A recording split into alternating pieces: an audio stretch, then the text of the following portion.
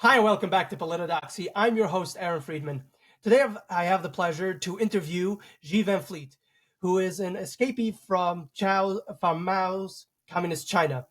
Who I've seen a lot of your Twitter Spaces I've come across, and you know I've seen you also beforehand. I think you were on Glenn Beck, as I recall. You were on other Yes. places that I've Yeah. seen. So this conversation of Mao's communist China. I don't think that people nowadays they realize how deep this actually is. The how far the Chinese, meaning the communist Chinese, Yes. were were behaving towards just regular people in the onset of the revolution. And then I know you have probably seen the Tank Man, the what's his name, what's the person that stands defiantly in front of tanks in Yeah. The tank the man. Now, by then I was here. I came here 1986, and that was 1989. So I saw it with the rest of the world on TV. Yeah, the tank man. Yes. So seeing that, I'm sure that brought some national pride to see somebody who was actually standing up against tyrannical regime. So that I'm pretty sure that was something that invigorated a flame that we still have. There still is a spark in the Chinese nation that they want to be free. So I'm glad. So that was nice to see as well. So Yeah. let me start with I think I've thoroughly introduced yourself. So I would like for you to tell us a little bit about China Yeah. and when were you born, brought up, Yes. what was life like, and what changed with the revolution. Yeah. But first of all, I have to thank you in that X space that we're talking about. I can't remember exactly what we're talking about, but this guy kept coming back to me, asked me questions, and it's like unrelated. And then one of the question was J6, and you stepped in, and you really, I think, did a great job to For the speak for the on it. viewers for the viewers who don't know, there was this one guy who kept on going, trying to get her point of view on January 6th when the conversation was not about January 6th. It was about China. It was about communism. Had nothing to do with the subject, and tried to go back to that subject point. And I was like, okay, you know what? You don't deserve an answer for this because this is not what we're talking about. But even if you don't deserve one, I'll give you an answer. Yes, you did a I great laid it job. down, I laid it down thoroughly for him, and he stayed quiet for the rest of the conversation Yeah, because exactly, there, exactly. And I just really, really appreciate that. yes, Yeah. So going back to my story, I have to remind people that I was born into the slavery of communism, and it was not my choice. But I also want to remind people that was the choice for my parents' generation. So they choose communism, and they joined the revolution and like millions of other Chinese.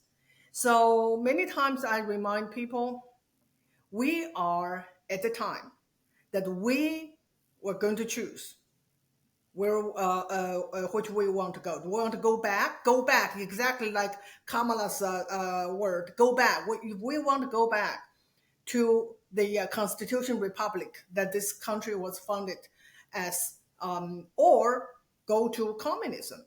But I did not have that choice. I was born into it. So I was 7 when the Cultural Revolution started. And for people who don't know about Cultural Revolution, what can I say? Read my book. Read which my book? book. Yeah.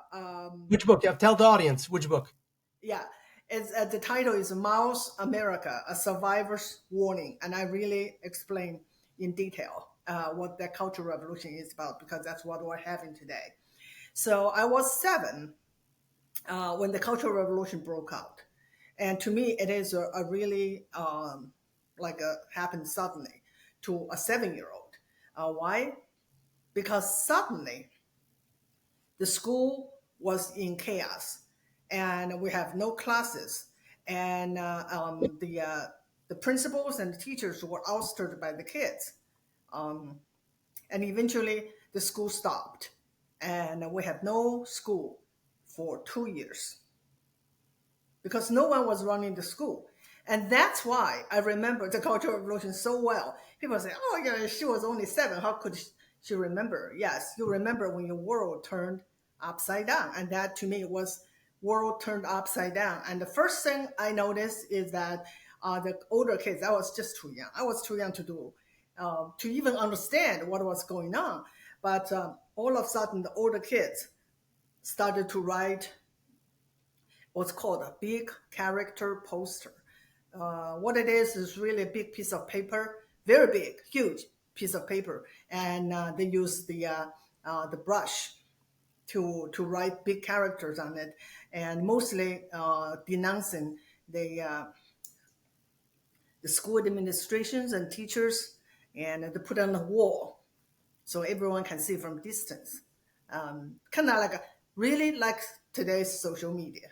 It's just for the masses to get involved.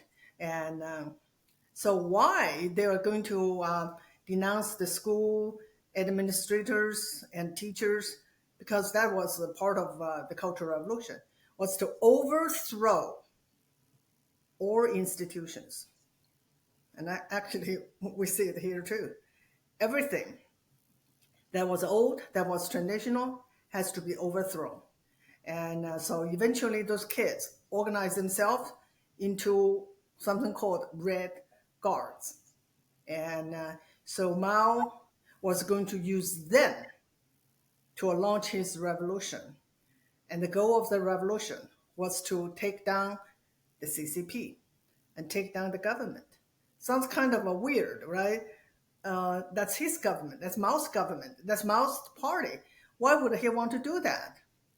Well, the reason he wanted to do that is that he felt like he was no longer in total control of his party and his institutions and his government. And for that, he wanted to burn everything down to the ground and build back better, build back his way. And he did not need to use an army. He had tens of millions of young kids, as young as elementary school kids, and up to college, university students. So they are his army. And so they're going to do one thing. They're going to destroy everything, and they're going to take everybody in power down. That's the goal, so that Mao can replace them with the people that he trusts. So that was chaos, total chaos, and total what they called, Chinese did not have that term. It's cancel culture, but we have another term. It's called smashing the four olds: old ideas, old tradition, old custom, and old habit. Everything that's traditional, everything that's old has to be taken down, destroyed. And they went after statues. Sounds familiar? I'm sure today the Americans know what exactly that was. So they went after the statues, and they went to the temples, they went to the church, and destroyed everything. And in China, most of the statues were religious statues. And then they changed names. They changed street names, and instead of taking down Confederate names, they take down anything that is traditional, even though it doesn't. They were not political; it's just traditional. Something like a virtue, something like a whatever, has to be taken down and replaced with revolutionary names such as anti-imperialist street, revolutionary boulevard, those kind of things. And then they eventually changed their own names. And I, as young as I was, I want to change my name, because my name, the character is West, and implied the Western imperialism. And the kids were making fun of my name because my name is not revolutionary. And I really want to change it. Fortunately, my parents told me, no, your name was taken from the city you were born, Xi'an. And I'm so glad I did not change my name. But that's what people, how far they went. They changed their own names to be politically correct, to be revolutionary. So we did all this, and so eventually, about 3 years, the Red Guards destroyed China. They took so many people down, and those were the people that are in power. And and I don't know whether you watched the opening scene of the new Netflix series called Three Body Problem. No. If you haven't, I suggest you just check it out on YouTube. Just 2 3 minutes, and I urge your audience to do the same. Three body problems, and that was a depiction of the struggle session of the Red Guards against their professors, and was brutal and was real. And that's the kind of a struggle session that killed a lot of teachers, a lot of professors, and a lot of educators. And that's how they started. They started in school. Why they started in school? Just think about it. Those kids, when you told them, we're going to take down authority because authority is bad. And what do they think? What do they have in mind of authority figure? Yeah, teachers, right? Professors, and then the ones that told them what to do every day. So that's how they started the Cultural Revolution. And then the Cultural Revolution officially started in May 1966. Less than 3 months into it, the Red Guards started to use violence against their so-called enemies. So the first killing that took place was in Beijing, a all girls high school. And a bunch of girls, as young as 12, as old as 17, took their school principals and a few other people, beat them, tortured them, and eventually killed the principal. That's how brutal. Yeah. Let me correct me if I'm wrong. Did the Cultural Revolution happen after the Great Leap Forward, or before the Great Leap Forward? Okay, that needs some explanation. Okay, so when a communist Chinese Communist Party took over China in 1949, they immediately set up the plan to fundamentally transform China. And so they started a lot of political campaigns. And the first one was to redistribute the land. And so, of course, I'm not going to go into the detail. So in 1958 and 59, and Mao was confident that this time he was going to have another campaign. This campaign is to modernize China. He believed that with sheer, like a sheer will, and then the manpower that he mastered, he could just modernize China. And the goal was to surpass United States and UK in 15 years. And in what? Not in improving the people's living standards, but to surpass them in steel production. Because of course, if you want to build your military might, you have to have steel. So he got everyone, peasants, urban dwellers, soldiers, and kids, to do one thing: to make steel. So what you do, you just set up a backyard furnace, and everyone was to make steel. And then they went homes and got everything they could find. That's metal, and kitchen utensils and doorknobs, everything, and stored into the furnace and came out as junk. Of course, this whole thing failed. When that failed, and so did the crops, because no one was taking care of the crops. So that ended in 3-year famine that killed up to 50 million people. I have a big question, so I have to answer it. Yeah. Yes, I would like to add something that that we could touch on also about the great about the famine is that I've noticed that it's about control of nature, human nature, and nature itself when it comes to Yes. authoritarians. Because Mao also ordered the killing of sparrows and birds in general of any sort in order to protect the crops. Problem Yes. is that the birds and the sparrows and all the other ones are eating the bugs that eat the crops. So it had an opposite effect where it only made the famine much worse. Yes. And there's video that I saw from China that you could see the children running. I mean, this was literally anybody could do this. Children were running after the birds until they were exhausted, and The drop. they Drop dropped on the drop ground. on the Yeah. floor, and the birds were killed, and thousands of maybe even millions of birds were killed. And then, the famine was that much more exacerbated because of the bugs being now Yeah. more The plentiful. insect now I mean, took over. yes, That's Mao's absolute insane campaigns, one after another. Exactly. That can just show people how crazy when crazy man had the power to run a country back then of 600 million people, and so eventually the famine killed up to 50 million Chinese. So that was a problem.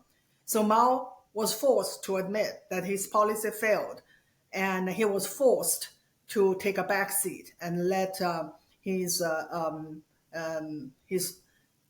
it's called the president of China, and which sounds like the first the really the head of the state, but it's not. It's Mao.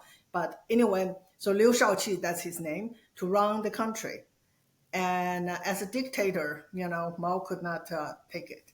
So that was in 1962. So he spent about 4 years planning his major comeback.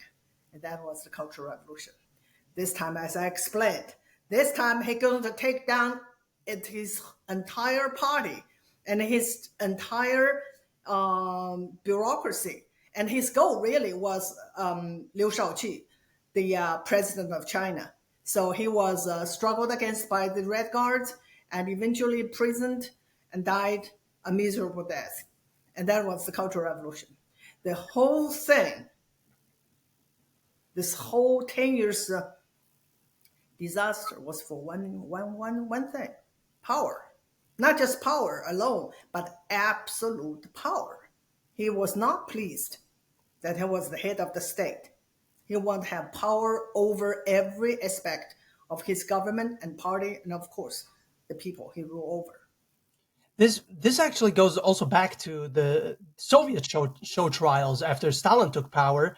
He would kill in the 1930s. He would just in the 1930s, he would just kill his rivals. And I would see that this is what I've read in Ann Coulter's book, that they would the media would praise them as, oh, we got a bunch of subversives that were trying to undermine the new Russian communist state, and the press were praising it as, look, we have so many evil people, when actually these were all just show trials. So it seems as though Mao learned from the best, Stalin. No. Mao was much better than Stalin. Stalin had a show trial, right? He had to get the people arrested, and then eventually it was the state that sentenced them either to gulags or to death. Mao was smarter. Mao got all the young kids. So now Mao said, it's the people's will, not me, not me. And it's the people. It is the Red Guards. It is the people that are so dissatisfied with their ruling class, which they were, because that's the Mao's ruling class. And he got the people to take down the power and killed so many of them. That is the difference. And that's something I really want to let American people know. And that's what the left is doing right here. They use So, people. so They it is. sit people against each other. That's then I would have to make that equation then to Nazi Germany, because it was actually, when we were talking about the Nazis burning books, and I know a lot of people would say some of the books were terrible books, and I happen actually to agree with that point of view that some of those books were absolutely terrible. But it was when when Hitler came to power. It wasn't the upper crust elite it wasn't the farmers who were pro the Hitler. It was the students. It was the young Students, people. always the students. The students. Why? Because students are of the radical variety, and Yes. they seek a longing to belong to something. They seek a Yes. revolution to fight for, be it good or evil. They seek something to fight for. It's intrinsic in teenagers to be rebellious, and in a way, it's natural as well because you get older, you become your own adult, so you gotta leave your family. So naturally speaking, that makes sense. You want to leave your family, so you gotta rebel against the family and make your own family. But it's not really a rebellion. I mean, it's a little harsh language, but everybody understands what I'm getting at. So that's why young people, that's why you call it young blood, because it's hot. You want to do stuff. You want to create stuff. You want to create a family, naturally speaking. Although nowadays, when I understand most people would say, well, I don't know that most people want to create a family. Well, it actually, Yeah, they don't want family. well, that was learned. That's not intrinsic. Young people want to create families.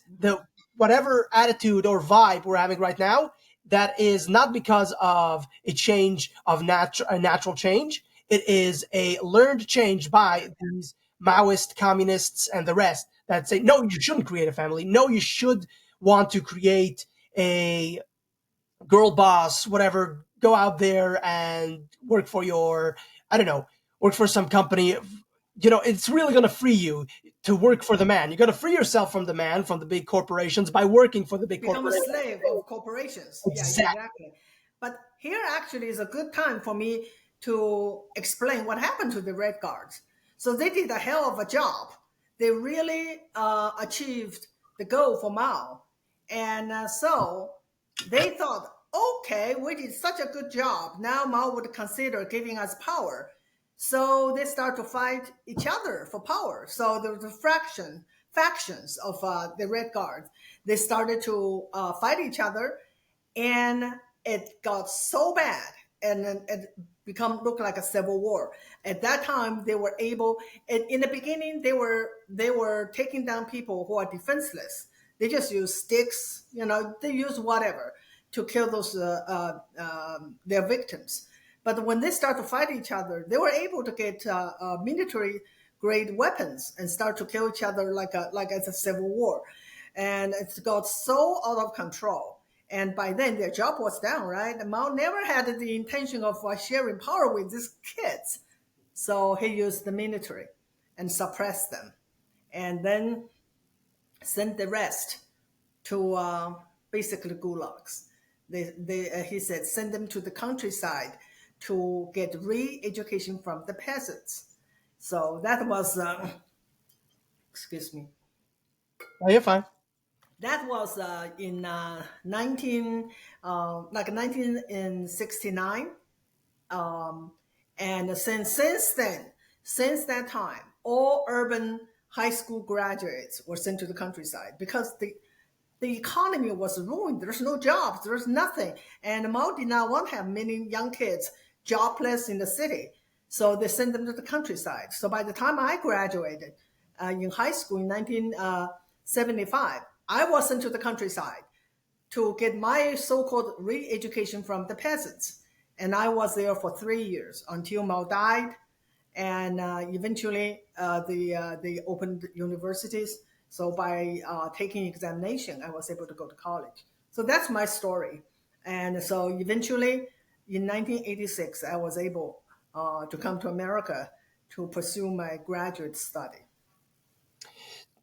Tell me a little bit more about, while growing up, the attitudes from neighbor to neighbor, because under the Cultural Revolution, because it seems as though here in the United States, what they also want to do is they want to make that neighbor should not trust neighbor. They want to break communities and localities in order to say, oh, look at how dysfunctional the community is. Don't worry, the federal government is going to step in, and we're going to send in our SWAT teams, our police, to make sure that the neighborhood goes back to the way it was, except it never actually goes back to the way it was, because the because of the federal government doesn't really. It not only it doesn't understand the needs of the locality, but it is there only to destroy the needs of the locality. So tell me more about what was the attitudes from neighbor to neighbor, was where Yeah. like So snitching to the government. What was the attitudes from, did people trust each other, did they hate each other, what switched? this is universal for all communist countries, all. And China was no exception. They have to divide people. And Mao had his unique way of dividing people. That's why Mao is so relevant to today's America. He used political identities to divide people. So if your ancestor or had any property or land, you were classified as the black class. And if you are proletarian or basically have nots, you belong to this red category, red class. And red class is good class. It's the allies of the revolution. The black class is the enemy of the revolution, but it does not restrict to the people who own property. They pass that identity down to their children and children's children. And so eventually you inherit an identity from your parents. If your parents are red, you're red. And but that eventually won't work too much because there's just only so many who are property owners, right? And their offspring was still just so many. You have to create new ones, just like here. Race is just not enough. You got to create more identities. So he eventually got create identity of people who have the wrong thoughts or the incorrect opinions. So those were called rightist, right wingers. Right wingers is a label that made you an enemy of the state. Just like today, MAGA, that's extremist, the danger, the threat to our democracy. So, and then once you have that, you pass it down to your children and your children's children. So it's, and how do you become a rightist? And it's because, not because what you say, sometimes it's not what you say. It's sometimes you will report it by someone that you said such and such a thing, and you become denounced as a rightist and then the enemy of the state. And then you have that the people who want to prove that they are good, they are revolutionary, they want to prove to the party they are the good ones. So they report each other, they report other people. So eventually, by the time of the Cultural Revolution, it get to such extent that everyone turned against each other. Neighbors against neighbors, co-workers against co-workers, friends, and family. Children turned against their parents. There are just countless stories of children report to the party, report to the whatever revolution committee, and that they heard their parents said such and such, and spouse turned against each other, and that is what happened in that opening scene that I told you about, the three body problem. The wife got on stage and exposed her husband, the professor who's been denounced as a bad guy, to prove that she was on the side of the people. So that did so much damage to the Chinese society, and it never went away. Even today, people in China seldom trust each other. They always say things that it's not really what they mean. So what does that do to a society? You don't have the social fabric that hold people together. Everyone was considered potential threat to yourself. And of course, it's not as bad as during the Cultural Revolution, but it's not any better either. And so that become part of the culture. And so a snitch, right? Snitch culture. And I thought it was so unique of China. Now it's here. It's here. And it really has two functions. One is, of course, is turn people against each other, And I see that firsthand in my former workplace. I quit since 2022, and it's like people don't say what they mean, or they don't mean what they say, and so the other effect is that self censorship, right? When you communicate with your friends and with your coworkers, you don't say what you mean, and because if you say what you mean, you might get yourself in trouble. And that's basically those on the right. The people on the left, they have no problem. They have no problem saying whatever. I remember that was, I think it's like 2 years after Trump um, got into the office. I just went to a professional meeting, and it's like a training, professional training. I can't even remember exactly what that was about, but we're just all strangers. We're all first time I met those, and then someone just started to curse Trump, and just feel so confident, so comfortable. They feel absolutely comfortable, and of course, I did not say anything because I said if I say anything, I look like I'm a Trump supporter. I'm a bad person, and I wish I had more courage and then just challenge her right there. But that's what's it's turned people against each other and shut up people, especially on the right. What was the danger of speaking out against the regime? Okay, yeah, What was the in China, yes? yeah, What were the they that punishments for? I mean, as you said, it was the students that were administering the punishments, and it was Mao saying, "Look, I'm not doing anything. It is the students. It's the will of the people. It's the People's Republic of China." You have to yeah, understand. people exactly. So so you have to understand. It's not me. I'm just allowing the people. I'm allowing the populace decide what they want, and this is what they want, and they are subversives. So we're gonna allow what the people want. So what did the people do to the To the bad people. unpeople, to the unpeople, or the unhumans in China? How do they punish them for subversive or anti-revolutionary activity? Yeah. So during the Cultural Revolution, they no longer used left winger. Left winger applied to the people that were denounced during a campaign, specific campaign in the mid of 1950s. So during the Cultural Revolution, there was another label. That label is counter-revolutionary. And that label is like racist and fits everyone. Absolutely. It's a hat that fits everyone. It's one size for all.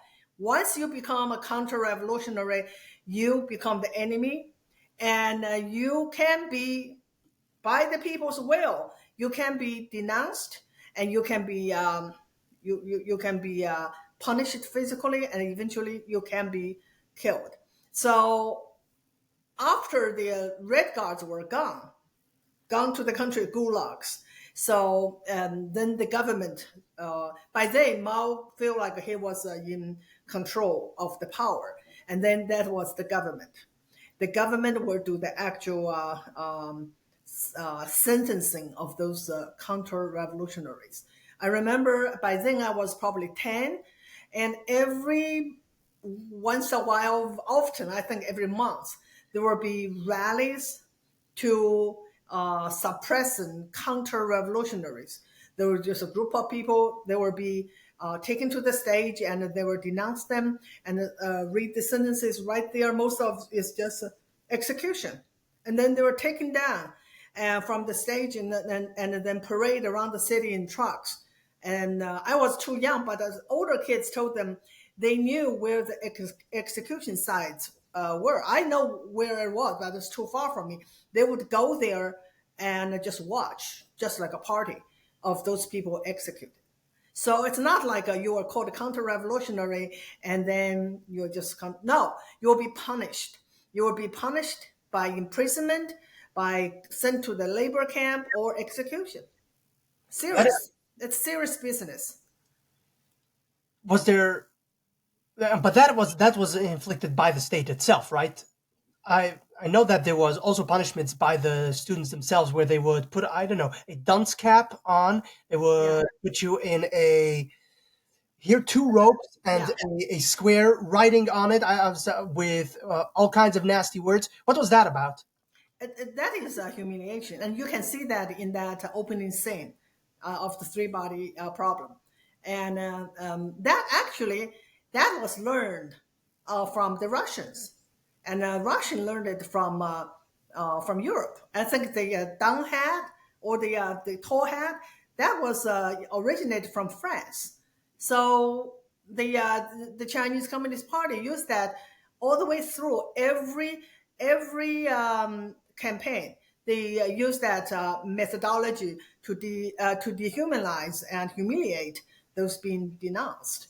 So it's not new, but in the Cultural Revolution, we see more of it. Yeah, it's just dehumanize. That's the best way. And in my book, I described one day I was out with my friend, and as usual, every day we see some kind of a parade and some kind of a struggle session, and we were both shocked. And on the truck was my friend's father, who had that tall hat and a big sign of his name crossed out with red ink. And he was called, really funny, he was called Reptile of the, it's kind of hard to explain, of the capitalist roader. What is a capitalist roader? Roader is the name, is the word road. You take the capitalist road, so you call the capitalist roader. And what is a reptile? Reptile is those who follow a capitalist roader. That was her father's crime. Reptile of a capitalist roader, and he was on the truck, and he had this tall hat, and it was just horrifying because his her father was a low-ranking cadre, and kind of like my father, and that was the time that I was really scared that my father would be next, because so far it was the high-ranking cadres, but fortunately that did not happen to my father. But to see what happened to my friend father was horrifying. Would you say that China right now is better than it used to be in the 1960s? I mean, you could say, objectively speaking, that you don't have the shaming anymore, at least not on the way it was back in the 1960s. But you could also make the point that there's literal concentration camps right now in China. There is a social credit score. They just come and pick you up. Instead of making a display of it, they just pick you up and boom, you disappeared. So would you say it is better China right now, or it is worse because of it doesn't spark conversation that, hey, wait a minute, what happened here? It just disappeared. Nobody's talking about it. People don't understand. A lot of people, so many of them, including the conservatives, and they thought China now was different, was a capitalist country. It was never a capitalist country. It imported To be fair, cap. although I just want to add, to be fair, there was a good point in the 2000s that seems that things seem to actually change. So to be fair to China, it seemed as though things were going to change, but then I would say that Xi Jinping or some other party officials, they turned it around and turned it from, yeah, things seem to be changing, kept up that facade towards the United States, but actually reestablished a much more authoritarian government than there was before. But to be fair to China, things did seem to actually change from the 1980s till 90s and 2000s. Well, that's the wish of the Westerners, especially the Western politicians. That's their wish. That's what they wanted to see. It's not really what it was. China never denounced communism and Marxism. It imported capital. It never imported capitalism. But for a while, it was relatively open. And I think it's late 1990s to 2011. So it's relatively open. And then you could see certain things that you never dreamed of saying. But Xi Jinping, but why Xi Jinping came into power is because the corruption was so rampant that the Chinese Communist Party, for the second time, was about to really lose power for the sole reason that people no longer trust it. And so Xi Jinping has to come in and really save Chinese Communist Party the second time. The first time was Deng Xiaoping, because Mao basically killed it. And so that is something that a lot of people don't understand. Yes, there was a time about a decade or two that seemed to be open and seemed to be hopeful, and but it turned out not the case. So in 2012, Xi Jinping got into power, and he vowed to get rid of the corruption, and people were on board. Oh, of course, everyone hate the corruption, because during that time period, the ruling class got so rich and wealthy, and then the wealth was not. It's not even trickle down. It's just really stayed on the top. 80-90% of the wealth stayed in the hands of the ruling class. So Xi Jinping said he was his campaign or his promise is anti-corruption. Of course, everyone was on board. Everyone, until after a year or two, they realized, yeah, he did get rid of the corrupt officials, but they all seem to be his political enemies. So he cleverly used that campaign to really solidify his power. And so that's where today he brought China really back to the Cultural Revolution 2.0. And Mao had to rely on people to report each other, right? You have to ask the masses to watch, to fight, and the masses. It's really the fight between people. Now they still have it, but they don't need depend on someone to report.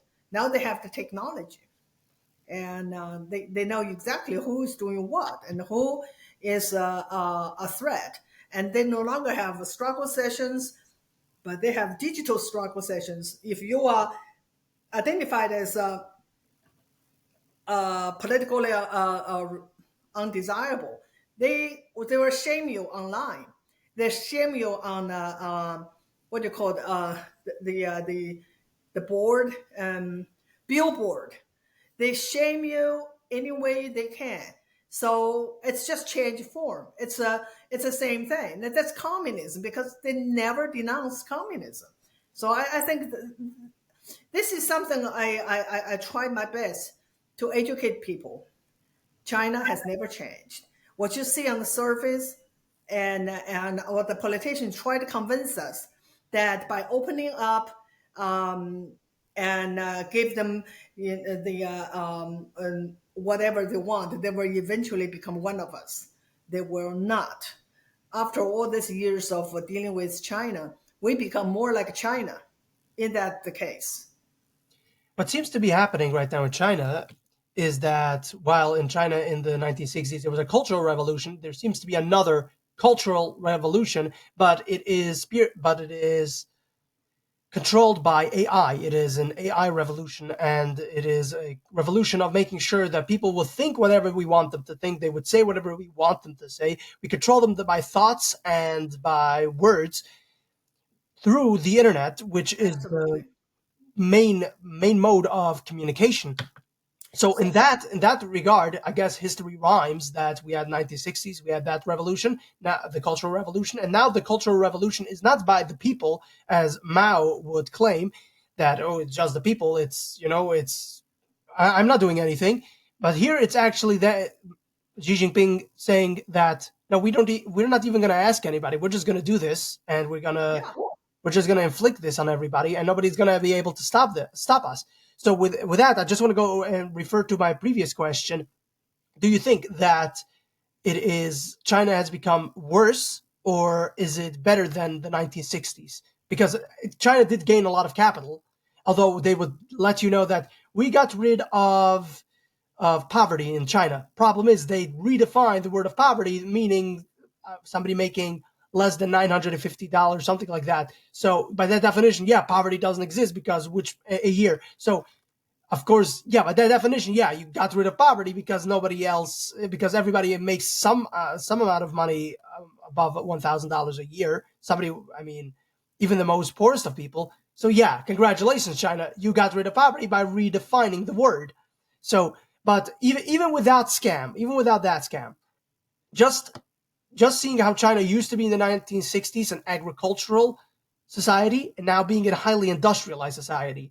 With that benefit put into perspective, do you think that China is now worse or better than the 1960s?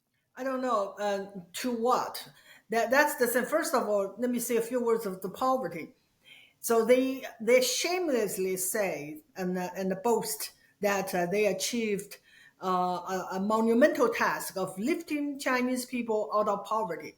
But who put the Chinese people in that kind of poverty? It's them. It's the CCP. We were living in such extreme poverty, and it is unimaginable. I come from a family that is relatively well off, and we had like a ration of like a half a pound of kilo of meat a month, and we just absolutely live in everything's rationed, even cloth is rationed, toothpaste is rationed, salt is rationed.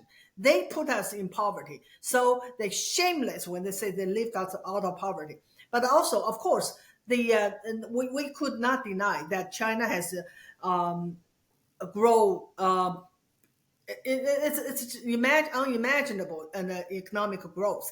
But where it's coming from and where did the wealth went? That's another question. So in China, there's a lot of peasants now.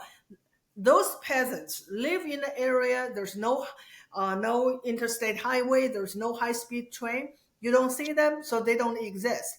There are hundreds of millions of them live in absolute poverty. But since you can't see them, they don't exist. Not a problem.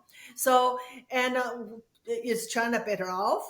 Well, economically, China was better off, of course, with the help of capitalism, with the help of American capitalists who sold us out and gave all the jobs and took the well-paying jobs to China. So shame on the traders. Okay, but anyway, is China better off to the world? No. China now become the real threat to the only superpower, America. And that wasn't imaginable before. And Mao was doing something within his own kingdom. He enslaved us, and and then just did whatever he wanted to us. And but now Xi Jinping become a serious threat to the West, to the entire West, and especially to United States. So China may be better off, but we are worse off. And it's not just America, but it's the freedom, the liberty, what it stands for, is in jeopardy because of the our policies and because we never understand. You cannot trust communists. Never, never. You can't trust them. But Or, our as, politicians or as Javier thought Milei, never otherwise. give, or as Javier Milei, who was just now elected in Argentina, says, never give them even an inch. So Not an inch. exactly, I would like to know if you have any hopes for China, the Chinese people. I don't know if rising up is the correct word, and I will also lay this out. I want to lay this out for you. I don't know. Are you aware of Lawai86? Have you heard about this YouTuber? He is Say it somebody, again. Lawai86. He's a YouTuber who went to China and he's very well accustomed with the Chinese culture, and he's also a huge critic of China or I of the think I communists. know. I think I know. And there are a few of them, but there's also tons of them praise China. Yes, And yes. So, yes, and he exposes them. He exposes, yeah. and it's so funny because the Chinese government sometimes reach out to him saying, "Hey, you do stuff on China. How about if we pay you so you say good things Oh, about China?" So I will that say actually does this. happen. Go ahead. Those YouTubers, they are heroes. Chinese government will pay them millions of dollars to shut up, if not to turn around and praise them. So those YouTubers are real heroes because they could made millions of dollars by just shutting up.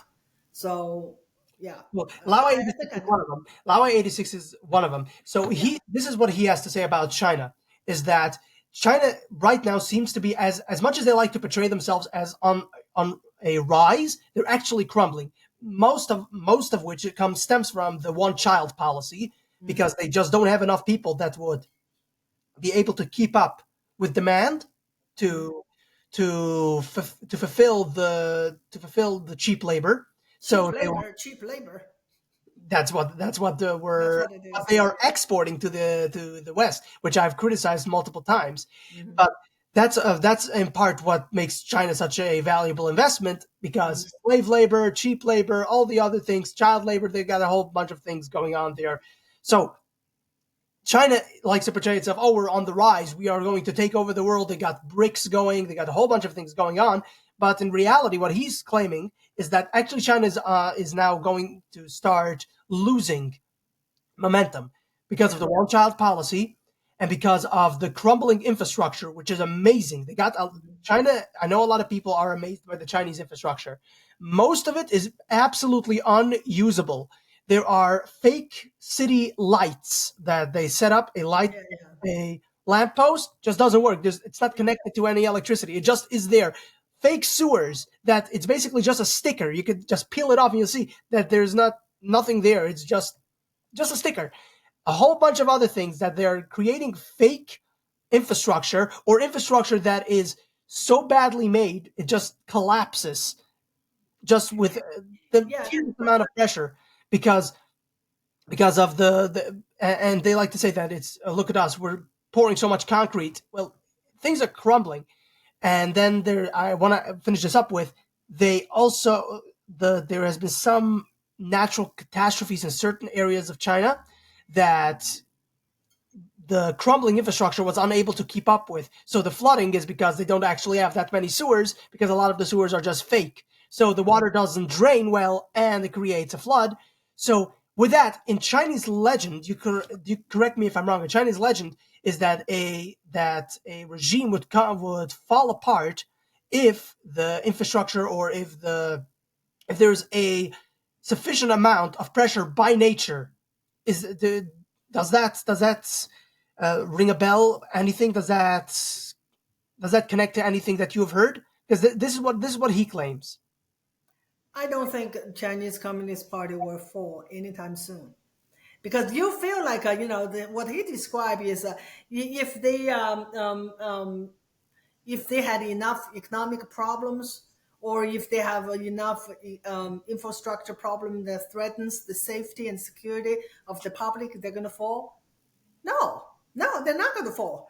And they have the army, and they have the police. Do you know um, that the CCP spend more money on internal security than its defense?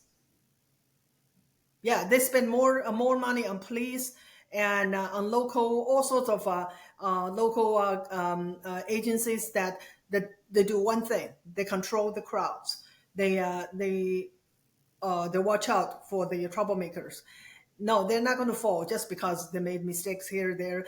In China, in a history that you can starve 50 million people to death, and there's not one single incident that people rise up, because they could not. They are all disarmed and they have no power. So, what is the hope for China? And I tell people again and again, here, we have to secure America. We have to make sure America stands, America defeat its own enemy, the communists here, the Marxists here. If we fall, and of course, there's no hope for China. Only when we become strong and we become really going back to be a constitutional republic and take stands against CCP, and there is a chance that with the help of the Chinese people, we can defeat CCP. But today, and the real threat is coming from within, and it's within our own country, and those people who want to destroy this nation. And that's why it's so important, so important to understand the Cultural Revolution in China. And please read my book because they are doing this for the same reason. Mao launched that Cultural Revolution because he wanted absolute power, and he was willing to destroy everything, everything. And 20 million Chinese lost their life during the Cultural Revolution. That did not matter to him. He wanted power. That's the same thing here. Those elite, and they're not Democrats, they're not Republican, they are just absolute traitors and the globalists. They want to destroy this nation for the same reason they want to control it. And so that's where we are today. After escaping China, have you ever gone back? Yes, the last time I went back was 2020, and I caught the last plane flying back to Dallas in Virginia because Trump banned the flights coming in from China. And when I went to China that year and before the Chinese New Year, and I saw with my own eyes that they closed the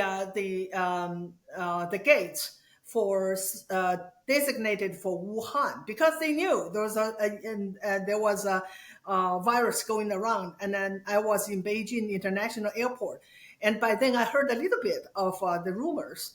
But when I saw that, I said they knew something was going on. So while I was there during the Chinese New Year, the second day after all that big celebration, they announced, yes, indeed, there was a virus going on. And so that's exactly how the CCP handles it.